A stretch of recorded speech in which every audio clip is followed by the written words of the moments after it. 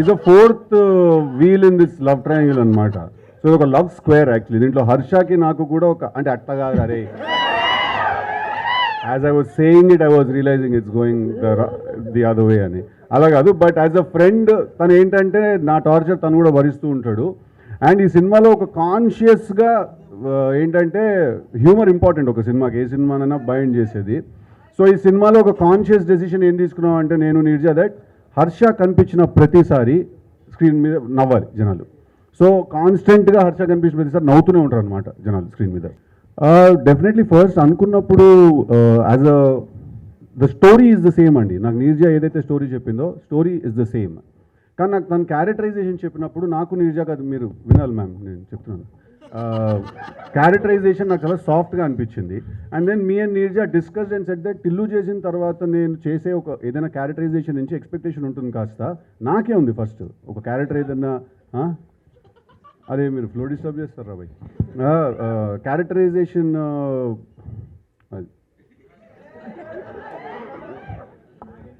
మనకి లవ్ చేయడం మొదలెడతారు అనిపిస్తుందండి వెరీ ఆనెస్ట్ ఈ క్యారెక్టర్ చూసిన తర్వాత.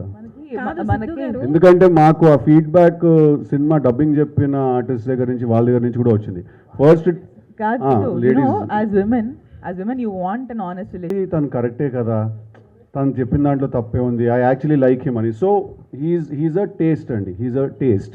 వరుణ్స్ క్యారెక్టర్ ఈజ్ అ ఏమంటారంటే it's not an acquired taste. It's not like you will hate yourself for liking him.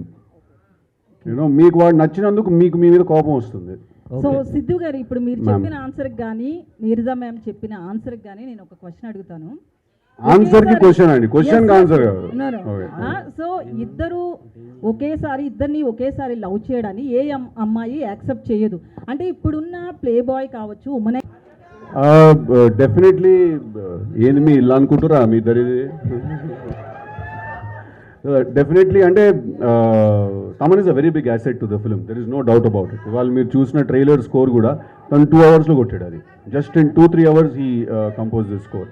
అది పక్కన పెట్టేస్తే తమన్ టిల్లుకి కూడా బ్యాక్గ్రౌండ్ స్కోర్ చేశాడు Thaman. So we work together. So Thaman is definitely a big asset to the film అండి, there is no 2 ways about it. Tillu చాలా innocent అండి, వాడు is a very stupid fellow Tillu అనేవాడు. బట్ వరుణ్ అలా కాదండి, వాడు actually he is much ahead of ఈ సినిమా మొత్తంలో అందరికంటే బుర్ర ఎక్కువ ఉన్న మనిషి ఎవరంటే వరుణ్ అండి. కానీ బుర్ర ఎక్కువ ఉందంటే అట్లా ఒక సైంటిస్ట్ టైప్ ఆ టైప్ కాదు, ఓకే. బుర్ర ఎక్కువ ఉందంటే చాలా ఎంటర్టైనింగ్గా వాడికి బుర్ర ఎక్కువ ఉందన్నమాట.